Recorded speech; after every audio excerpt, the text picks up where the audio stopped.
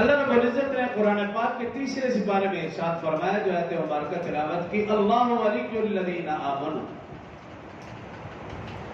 اللہ ایمان والوں کو دوست رکھتا ہے۔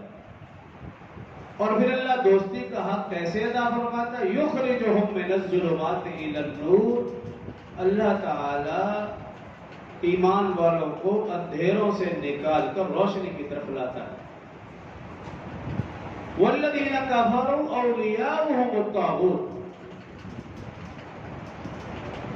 اور شیاطین یہ کافروں کے دوست ہیں، اور وہ دوستی کا حق کیسے ادا کرتے ہیں؟ یخرجونہم من النور الی الظلمات، کہ وہ شیاطین کفار کو روشنی سے لے کر اندھیروں کی طرف لاتے ہیں۔ اولئک اصحاب النار، اللہ نے فرمایا یہ لوگ جو شیاطین کے بہکاوے میں آگے، اولئک اصحاب النار، یہ آگ میں ہوں گے، یہ آگ والے ہیں، ہم فیہا خالدون، وہ اس میں ہمیشہ ہمیشہ رہیں گے۔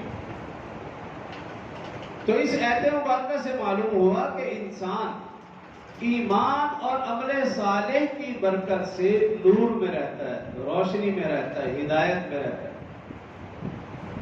اور انسان کفر اور نافرمانی کی وجہ سے گمراہی میں رہتا ہے۔ تو رحمت اور نحوست کا تعلق انسان کے اپنے اعمال سے ہے، کسی مہینہ، زمانہ، جگہ، چرند، پرند، درخت، کسی بھی چیز سے نہیں۔